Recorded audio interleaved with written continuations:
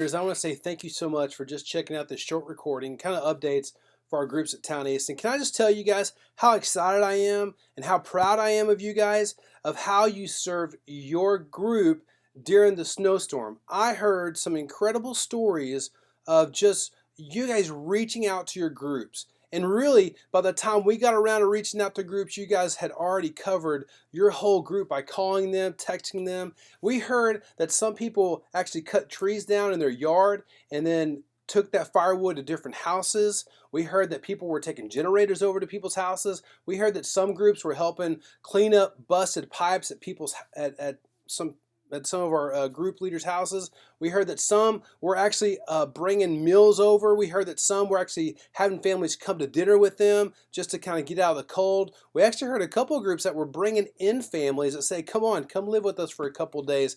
And listen, you guys are the hands and feet of Jesus. So thank you guys so much for the way you led, and really what a great picture of the church. And so I just want to say thank you so much. And I love you guys. I'm so proud of you guys and the way you led. And you guys lived out the E in ESPN with your group, encouraging your group, loving on them, and just pointing them to Jesus. And I'm so proud of you guys. I want to talk to you guys real quick about our mission. Our mission is to share Christ and build believers. And as Pastor Josh says this in the Next Step class, we are laser focused on that. Share Christ, build believers. And because of that, we can say yes to some things and then we can say no to some things. But we are laser focused on that. Now, how do we live out our mission as a church? Well, we've got some values. Our value at Lakepointe is a movement of people that know God, they find freedom, discover calling, and make a difference. And this is our values at Lakepointe. And so our values are connected to programs and how we live those things out. So the first value is to know God. The second is find freedom. Third is discover calling. And the fourth is make a difference. And like I said, those are connected to programs. So know God is connected to weekend services. Pastor Josh says, listen, we believe that heaven is real and we also believe that hell is real. And if that's true, then we want people to know Jesus Christ. And the best place for them to know God, to make a decision to follow Christ, is our weekend services. And he says we have 52 Super Bowls a year. And so that is our weekend services. So we're going to put a lot of effort into that because we want people to come and know God in our weekend services. And Pastor Josh says all the time, he says, the weekend services will change for you when you invite a friend and that friend accepts Christ in our weekend services. And so our program for weekend services, our value is know God, and our program is weekend services. And so that's where people come to know Christ. Now, our next value is find freedom, and that is connected to our groups. And so that's where I want to kind of camp out for just a couple minutes. We want people to find freedom, and the best place that we think they can do that is groups. Now, first of all, that's biblical. But the second thing is people need deliverance from their issues, and that happens best in groups. And that's what we believe.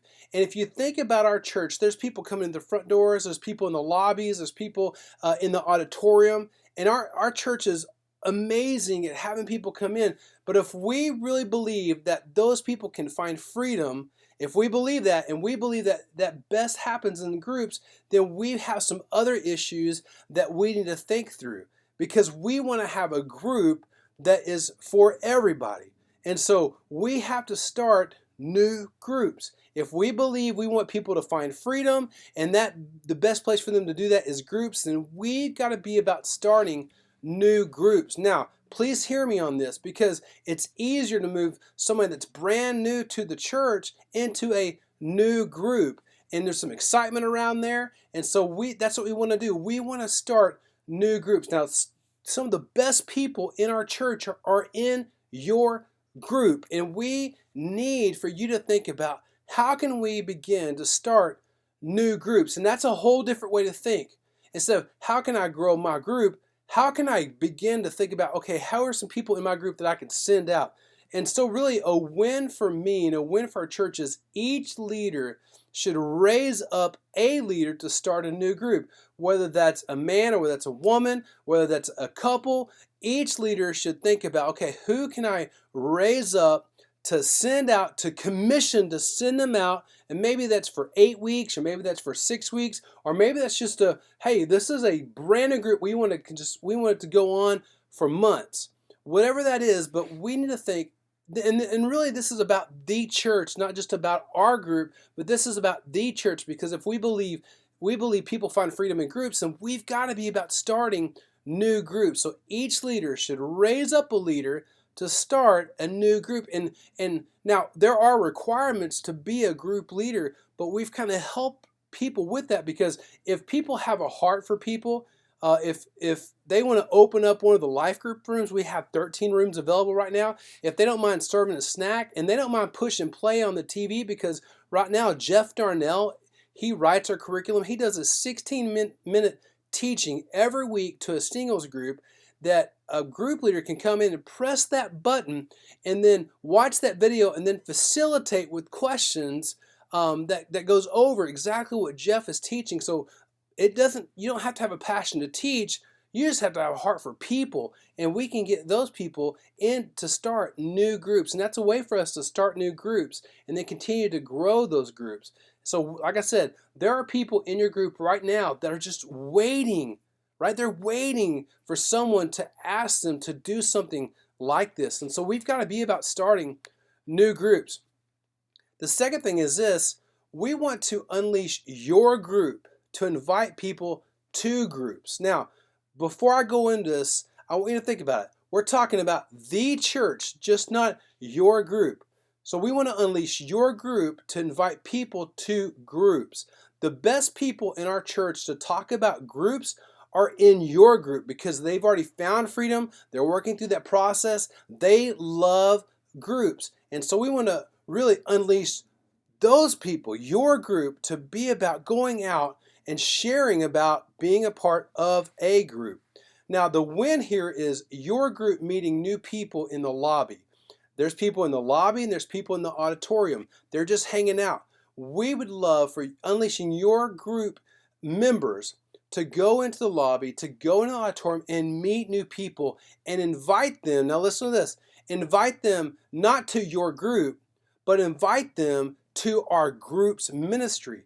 Because we don't know really what that person's going through. We don't know the situation that's going on in their life. And we don't really know if our group's going to be the best for them. But what we do believe, that every person needs to find freedom, and they find freedom in groups. If we believe that, then what we're saying is your group going out and meeting new people and inviting them to text groups to 20411. And if they do that, then they can begin the process of finding a group, and we can get them plugged in to a group that meets their needs. And we need to unleash, I want you to unleash your group to do that, to get the bigger vision that this is not about our group, but this is about groups and people finding freedom. And so I want you as a group leader to think through that and say, how can I unleash our people to begin to invite people to not just to our group, but to groups in general, because it's about the church, not just about my group. Now, the third thing is this: if we believe people find freedom in groups, then I want you to know the spiritual condition of your group. Do you know if people in your group are believers in Jesus? Are they saved? Have they made a decision? Have they come through next step? And are they reading their Bible? Are they praying? So for you that have a group of 40 or 50, for some of you guys, that's going to be really difficult. But for you guys that have a group of 6 or 10, you can know every person's next step in your group and know the spiritual condition of your group. And we've set some things in motion to help you with that. And the first thing, really a win, is have everyone check in. If everyone checks in on a Sunday morning or a Wednesday night, they're doing that through, they're going to do that by texting in that short code. And what that does for you as a group leader, it lets you know, first of all, who's here and who's not here. How do you know if a person has been here twice? That, to me, that's what I want to know. Yes, first-time guests are amazing, but second-time guests, that means there's buy-in, and I want to know if they've come back, and I want to call them, I want to text them. And so in order for you to do that, you've got to have good records, whether that's on Zoom or whether that's in person. Have everyone check in. Now, you can have them text, or you can have your coordinator pull up my.lakepointe.church, go to their tools, and then they could actually go to their roster attendance, and they could check everybody that's in that room, and then hit save, and bam, everyone that's there is checked in. But guys, that is one way for you to know the spiritual condition of your groups, by having them check in and going from there. Now, how do you know the next step of each person in your group? I want to challenge you with this.